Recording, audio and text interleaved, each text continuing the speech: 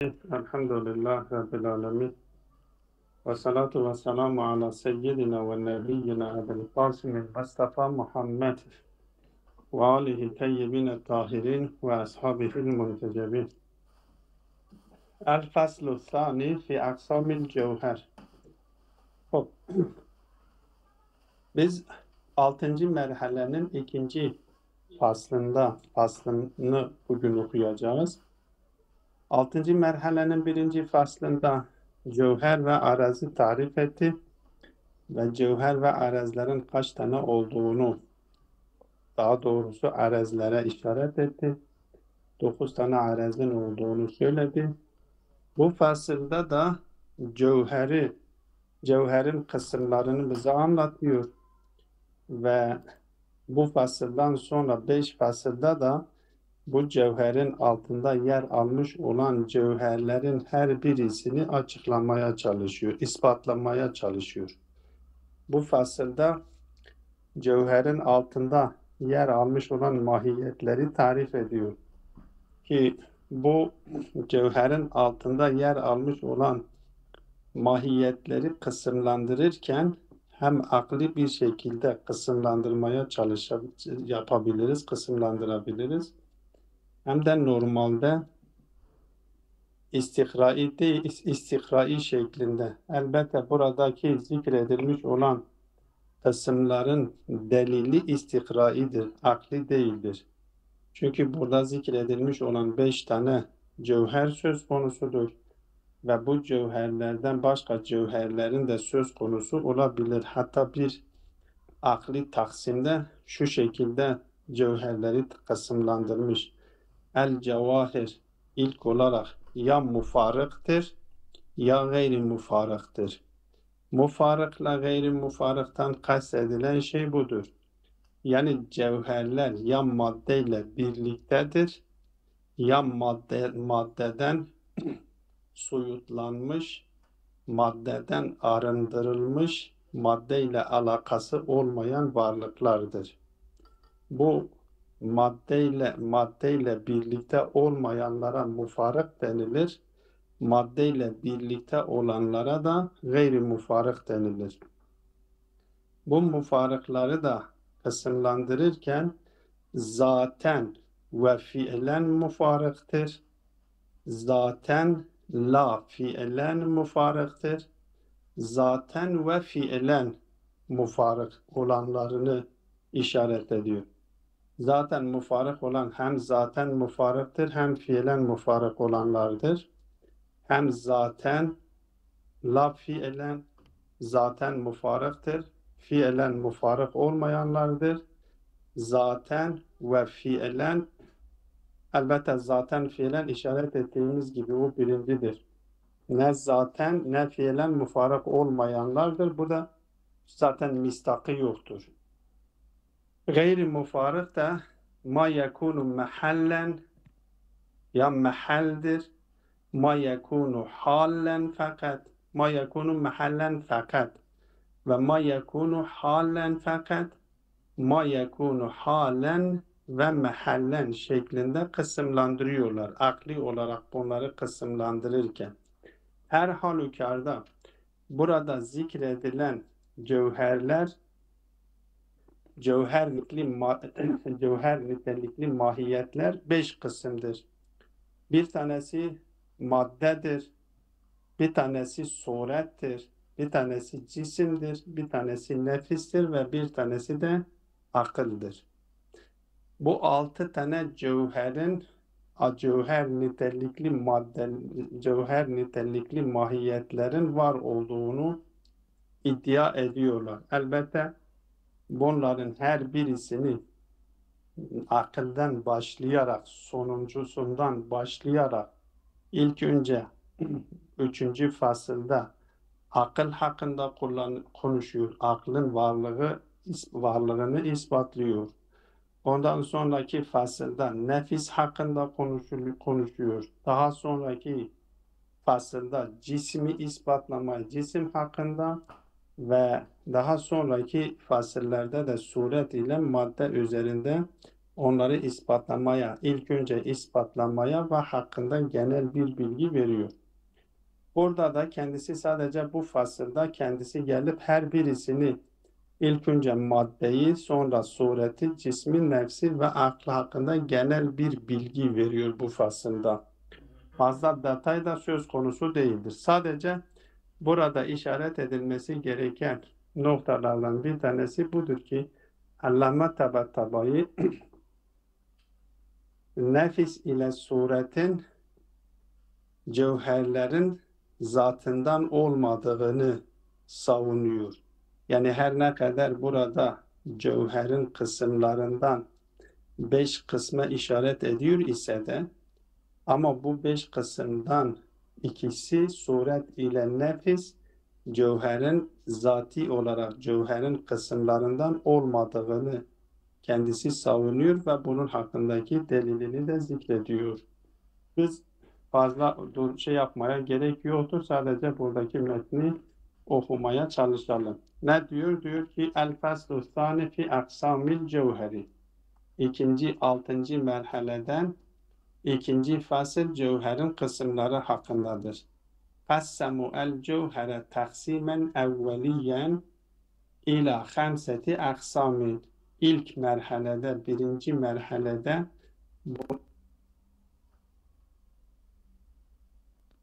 felsefeciler gelmişler cevheri kısımlandırmaya çalışırlarken bu cevherin 5 kısım, dün de işaret etmiştik. Cevher mefhumu mahuvidir. Cevher mefhumu altında cevher mefhumun altına girenler için cinstir. Yani cevher mefhumu cinstir. Bu cevherin altında yer almış olan madde bir türdür. Cevherin bir türüdür. Suret ikinci bir türüdür. Cisim üçüncü, nefis dördüncü ve akıl beşinci türdür. Yani cevherin altında yer almış olan mahiyetlerin her birisi bir türdür. Ve her türün altında da bir bireyleri söz konusudur. Dolayısıyla cevher mefhumu mahuvidir. Erez mefhumu gibi değildir. Onun için kendisi geliyor diyor ki cevheri kısımlandırırken, cevher nitelikli olan mahiyeti kısımlandırırken diyor ki nedir? İlâ hamseti aksami. 5 kısma ayırmışlardır. Birincisi el madde ve sure والجسم إلى 5 أقسام المادة والصورة والجسم والنفس والعقل ومستند هذا التقسيم في الحقيقة استقراء. Hakikatte bunun delili nedir? Bu kısımlandırmanın delili istikradır. Yani delili akli burada zikredilmemiştir. Akli delille cevher nitelikli varlıkların 5 tür olduğunu iddia edemiyoruz. Çünkü akli delille ispatlanılamıyor. Burada işaret edilmiş olan bu 5 kısım sadece istikra yoluyla tespit edilmişlerdir. Mümkündür. İleriki zamanlarda birileri çıksın desin ki bu madde için zikredilmiş olan kısımlar ya madde, cevher için zikredilmiş olan türler 5 değildir, 6'dır. 6 değildir, 7'dir. Veyahut da 5 değildir, 4'tür. Gelip bu zikredilmiş olan 5 taneyi de azaltabilirler. Çünkü bu 5 tane için getirilmiş olan delilleri çürütebilirler. Dolayısıyla diyor ki ve müstenedu hâzâ taksimi fil hakikati istikra'u ma kâme ala vücudihil burhanu minel cevahiri. Diyor ki elbette bu kısım diyor ki cevherlerden bu kısmın delili istikrardır. Ma kâme ala vücudihi el burhanu. Diyor ki bunun için herhangi akli bir delil bunlar için ikame edilmemiştir. Bu minel cevahiri de herhalde ve müstenedu hâda taksim fil hakikati ومستند هذا التخصيص ومستند هذا التقسيم من الجواهر في الحقيقة من الجواهر استقراء olması gerekiyor. Elbette Girdari hocamızdan sormamız gerekir. Çünkü Nahv'de ben o kitabına da işaret yapmıştım, bakmıştım. Herhalde o minel cevahiri o Benim. şeye gerekiyor. Evet, güzel. Doğru söylüyorsun hocam. Değil mi? Sah. Evet. Yani Evet. bak Hop. Fel aklu bu 5 tanedir. Bu 5 taneden birincisi aklı şeyden arkadan başlıyor, açıklıyor diyor. Fel aklu huvel cevherul mucerredu anil maddeti zaten ve fiilen. Akıl nedir? Bir cevherdir. Cevher çünkü cinstir, hepsi için getirilmesi gerekiyor. Bir cevherdir, mücerrettir anil maddeti, maddeden mücerrettir, aridir, hem zaten hem fiilen. Zaten demek yani zati itibariyle bu mücerrettir. Fiilden maksat da kendi işlerini yaparken maddeye ihtiyaç duymuyor. Yani mücerred alemindeki varlıklar kendi eylemlerini kendilerine yüklenilmiş olan misyonlarını yerine getirirlerken herhangi bir maddeye ihtiyaç duymaksızın yerine getirdikleri için kendilerine hem zaten hem fiilen mücerred olduğu söyleniliyor. Zaten zati itibariyle kendisi mücerrettir. Zaten mücerred demesinin manası da daha önce de işaret etmiştim. Yani nedir ismi? Potansiyel, kuvve, istidat barındırmayan varlıklara biz mücerred diyoruz. Bir varlık potansiyel barındırmıyorsa o varlığa biz ne diyoruz?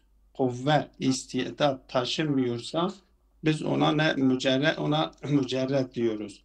Akıl da bu halete sahip olduğu için kendisinin vücut bulması için de maddeye ihtiyaç duymuyor. Sadece mümkün oluşu yeterlidir. Elbette mümkün oluşuyla madde arasındaki fark nedir? Bunu da üzerinde durmak lazım. Bir şey mümkün olmazsa vücut bulması imkansızdır.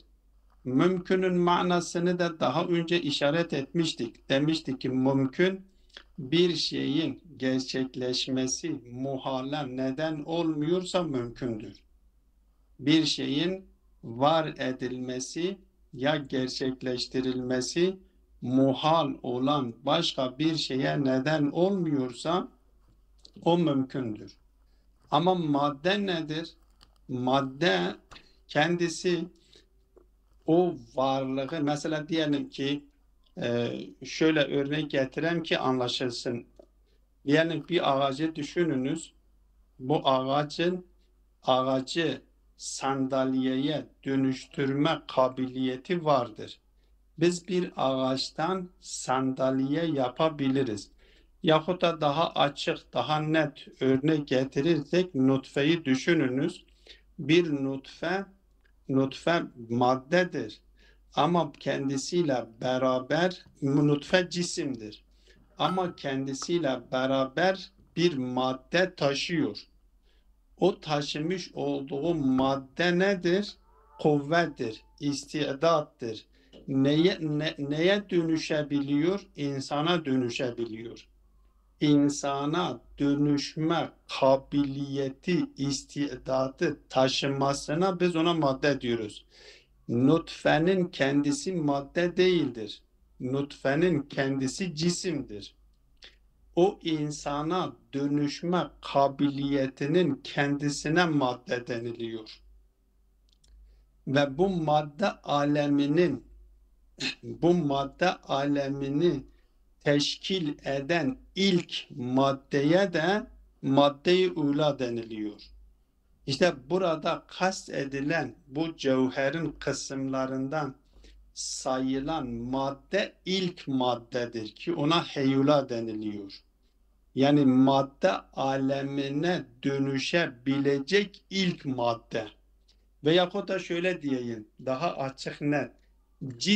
Cisimlere dönüşebilecek maddeye biz madde diyoruz. İlk madde alemi şimdi içinde bulunduğumuz madde alemini aslında gördüklerimiz varlıklar cisimdir, madde değildir.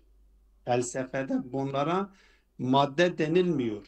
Bizim gördüklerimiz göze gelen, göz alanına giren varlıkların tamamı, hatta kulak alanına giren, beş duyu organlarımızın alanına giren varlıkların tamamı cisimdir.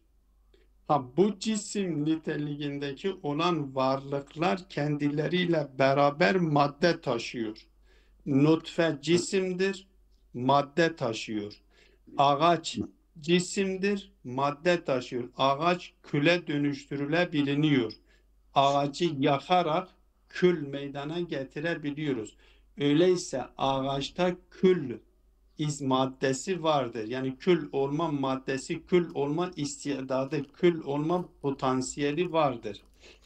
Dolayısıyla burada maddede elbette gelip zaten açıklayacağım. Burada biz bu maddede huve mucerredun anil madde dediği için ben bunu açıklamak Hocam, ihtiyaç duydum. özür dilerim hocam. Bir şey söyleyebilir miyim? Bir şey aklımdan geçti. Buyurun. Şimdi bu madde ula dediniz, heyula dediniz. O zaman aklımdan şu Madde-i geçti. ula ve heyula. Ben şöyle aklıma şunu demek istiyorum. Şimdi o nuru ilahi maddeyi ilk o varlığa çarptığı zaman bu dediğimiz madde-i ula gerçekleşiyor. Öyle değil mi? İlk madde-i Bilmiyorum. ula dediğimiz zaman Bilmiyoruz. Şimdi o madde var mıdır, yok mudur? Biz madde faslını gelip müstakil bir şekilde burada zikredilen bu 5 kısım var ya, hı, bu 5 tane cevher mahiyetleri. Bunların hepsi ispatlanılıyor. Sonraki fasıllarda hem madde kendisi madde gerçekten bu söylediğimiz anlamda madde var mıdır, yok mudur? Özellikle bu notayı dikkate almamız gerekir. İmkan ile madde arasındaki fark nedir? Bakın ben biraz önce işaret ettim. hocam İmkan ben özür dilerim. Demek istediğim o değil. Demek istediğim madde-i ula üzerinde. Bu diğerleri tamam dediğinize bir katılıyorum. Benim yani ilk olarak zihnime gelen madde-i ula dediğimiz zaman o kainatın ilk yaratılış hepsi kapsamıyor mu? Eyvallah. yok. Kainatın hepsini kapsamıyor. Mücerred olan varlıklar için söz konusu değildir. Cisim olan varlıklar için bu madde söz konusudur. Tamam işte cisim yani kainatta cisim olan ne varsa. Hepsi. Kainattan maksadınız eğer cismani olan varlık alemini kastediyorsunuz doğrudur. Ama Evet. kainat biz dediğimiz zaman normalde hem mücerred aleminde olan cisim olmayan varlıklar da giriyor, cisim olan varlıklar da giriyor. Eğer Tamam. sizin maksadınız kainattan maksat cismani alem ise doğrudur. Ama tabir o şekilde değil. Biz öyle diyelim. Cismani olan varlıklara kaynaklık yapan, cismani olan varlıklara kaynaklık yapan istidada madde deniliyor. Madde-i ula. Tamam. Madde-i O ayrı ula bir konu. deniliyor. Tamam. Allah razı Tamam. olsun. Madde-i ula dediğimiz zaman yani bu. Cismani olan varlıklar alemine kaynaklık yapan ilk madde. Şimdi bu maddeyi biz cismani olan varlıklarda biz görüyoruz. Yani biz görüyoruz manası yani müşahede ediyoruz ki çünkü mesela nutfe biz görüyoruz ki nutfe bir cisimdir. Nutfenin insana alakaya dönüşüyor. Öyleyse nutfede alaka yetisi vardır. O yetiye biz ne diyoruz? Madde diyoruz.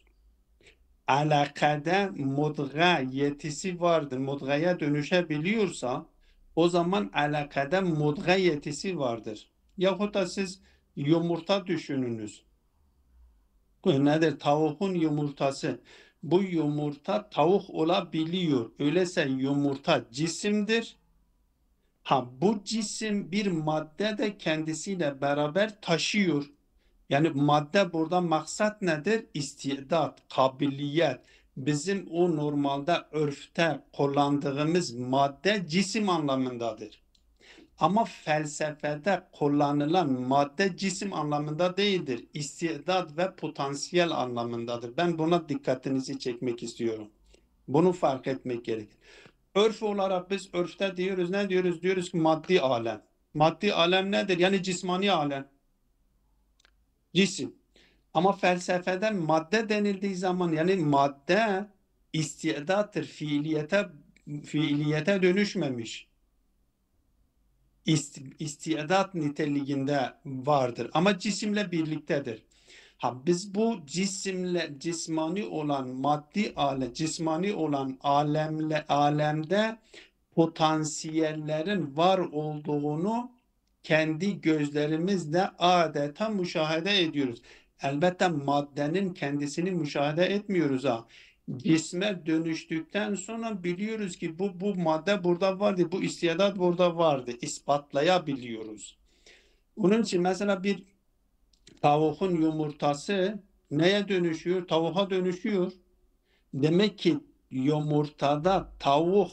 yumurtanın tavuğa dönüşme istidadı vardır. Bir taş tavuğa dönüşmüyor ki. Bir ağaç tavuğa dönüşmüyor. Ama yumurta tavuğa dönüşüyor. Yumurtanın tavuğa dönüşmesinden biz bunu çıkarıyoruz ki demek ki yumurtada tavuk olma yetisi var. Nutfe de aynı şekildedir ve diğerleri bir ağacın küle dönüşmesi, ağacı yaktıktan sonra küle dönüşüyor. Demek ki ağaçta kül olma yetisi vardır ki bu ağaç küle dönüşüyor. Burada madde kastedilen şey budur.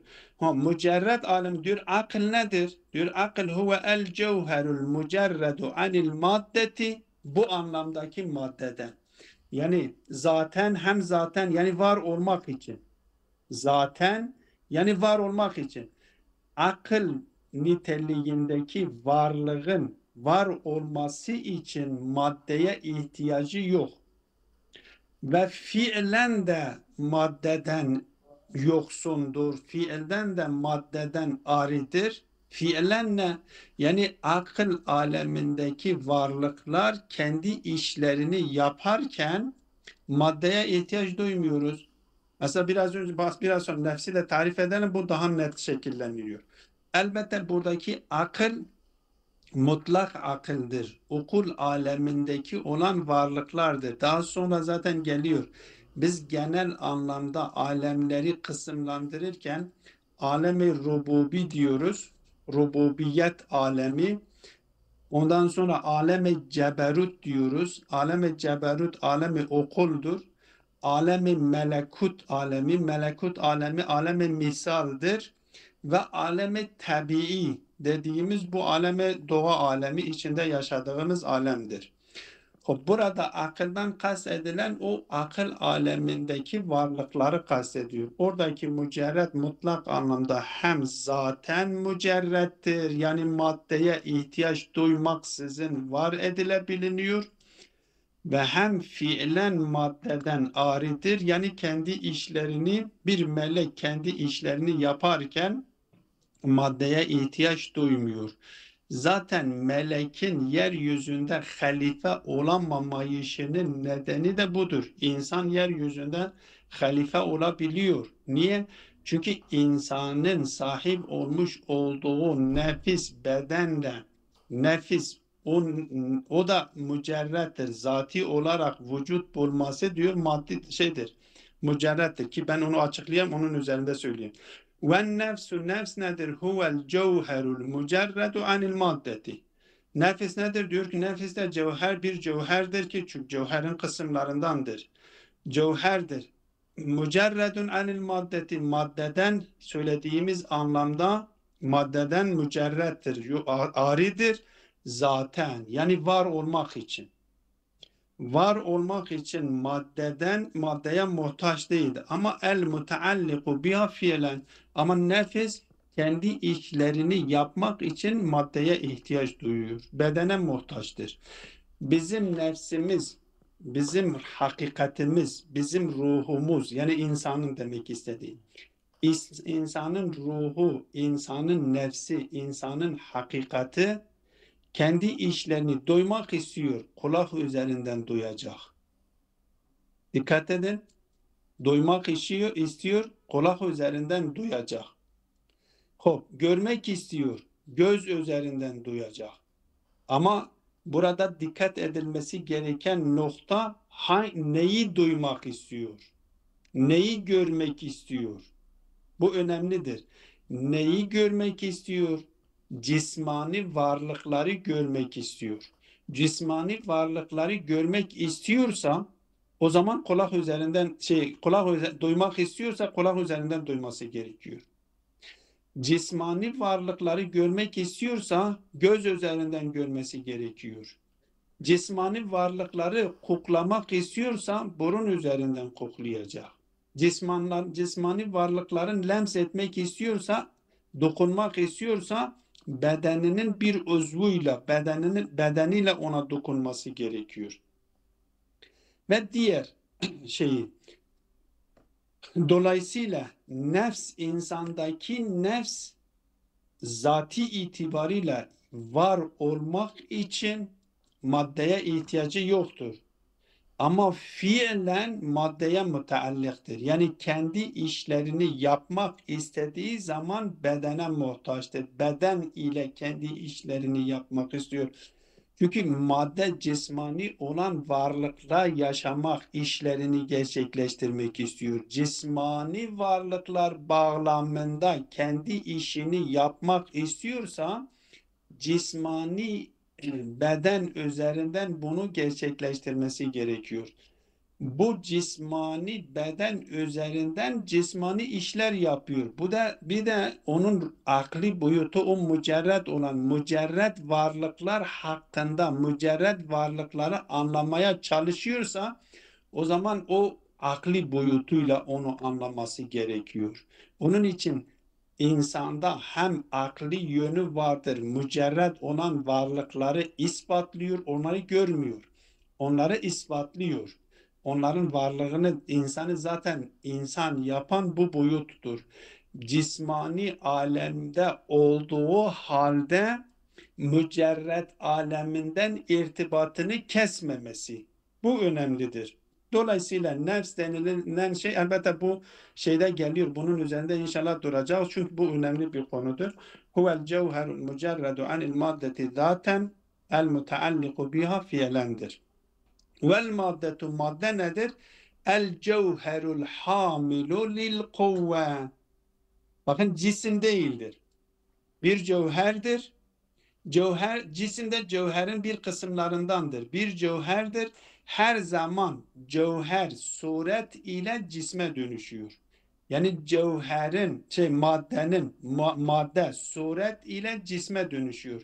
Madde suret olmaksızın fiiliyet bulması imkansızdır. Suret maddeyi fiiliyete fiiliyete dönüştürüyor ve suret yoluyla maddenin surete dönüşmesiyle cisim oluyor. Ki buna işaret ediyor zaten. Öyleyse madde denilen şey nedir? El cevherul hamilu lil kuvve. İstidat, potansiyel kuvve taşıyan şey. Hatta o kuvvenin kendisine madde deniliyor. Ve suretul cismiye, hatta bu tarif şayet el hamilu lil kuvve demesi biraz elbette ilk madde için bu doğrudur. İlk madde. Ama sonraki maddeler hep cisimle beraber, cismani olan varlıklar bu maddeyi taşıyor. Ama ilk maddeyi cisim taşımıyor. Onun için burada tarif ilk maddeye işaret ettiği için diyor ki el cevherul hamilu lil kuvve. Bir cevherdir, bir mahiyettir. Ne yapıyor? Kuvve taşıyor. Kuvvenin kendisidir. Ve suretul cismiyetu. Suret-i cismiye nedir? El cevherul mufidetu li fiiliyetil maddeti min haythul imtidadati thalas. 3 tane imtidat vardır. Tol, arz, umk. Hop, artık tol, arz, öms olduktan her cismani olan varlıkta bu 3 boyut vardır. Tol, arz ve umk. Derinlik. Tol uzunluktur. Umk derinliktir, arz da genişliktir.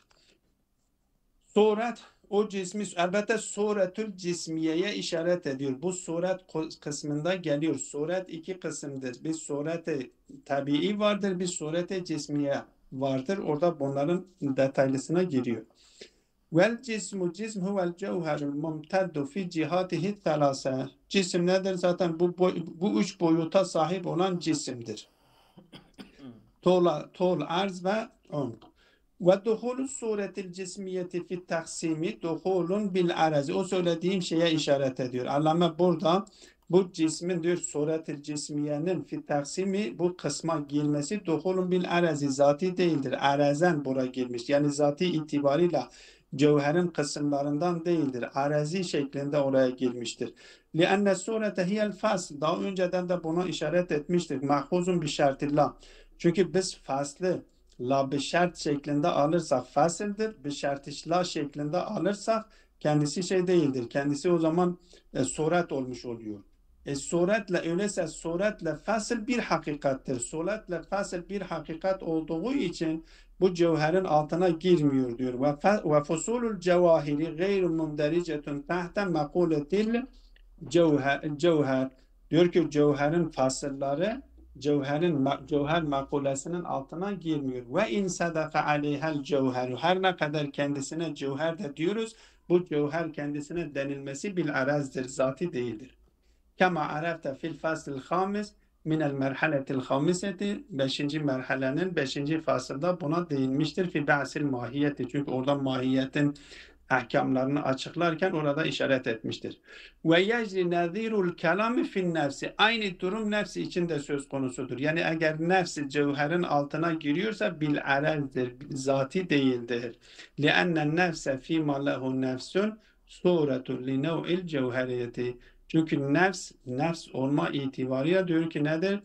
Suretun li nev'il cevheriyye. Cevherin nitelikli olan bir nev'ün suretidir yani. Ve fusulul cevahiri leyset mundericetun tahta makuletil cevher. Bu da fasıllara giriyor. Cevherin faslına giriyor. Ve cevherin fasılları da diyor ki makule cevherinin altına girmiyor. Elbette bu konular sonraki fasıllarda daha geniş bir şekilde hem ispatlamaya çalışacak hem açıklıyor bunların hepsini. Hocam Burada şartıyla sadece onu geçici özet bir şekilde bunları açıklamaya çalıştı. hocam şartıyla onu ben aklım başka yerdeydi. Tekrar söyler Bu misiniz? şartıyla bunu daha önceki önceki derslerde herhalde siz yoktunuz. Bu Evet. şartıyla la bir şart bunu dersten sonraki elbette ders Tamam. bitti. Tamam. Ders bitiyor. Onu eğer özelden olursa siz şey yaparım. Tamam. Açıklarım size. Değerli Tamam. hocam, ve yecri nazirul kelami fin nefsi. Bizimki orada bitiyor. Sen biraz devam ettin. Senin nüshanda Benimki farklı devam ediyor. Ve yecri nazirul kelami fin nefs. Tamam. Yani suret hakkında zikir edilmiş olan konunun aynısı Hı hı. nefis için de geçerlidir. Nasıl ki suretül cismiye cevherin altına arazi olarak giriyorsa nefis de aynı şekilde arazi olarak cevherin altına giriyor. Çünkü bunlar asıl Tamam itibarı yani suret ondan sonra nefes. var mı? İbaret ondan sonra var mı? Orada illetini söylüyor. Diyor li enne nefse fîmâ lehu nefsun suretun lin nev'il cevheriyeti. Surettir. Yani o da surete dönüştüğü için cevherin altına girmiyor. İlletini açıklıyor. O bizim nüshada yok ha. Bizde yok. Yok. Bizde yok. Yok sayıda bu. Bende vardır. Bu Tamam. fazla da şey değildir. Yani Tamam. delilini söylüyor. Çünkü Tamam. aynı suret-i cismiye için zikredilmiş olan delilin aynısı nefis için de zikrediliyor. Yani suretül cismiye neden cevherin altına bizzat girmiyor, arazen giriyor? Aynı nedenden dolayı nefisten bil arazi olarak cevherin altına giriyor. Çünkü bunlar asıl itibariyle fasıldır. Fasıllar da diyor ki cevher makulesinin altına girmiyor. Tamam. Cezakumullahu hayran. Ve sallallahu ala Muhammedin ve alihi teyyibine tahirin.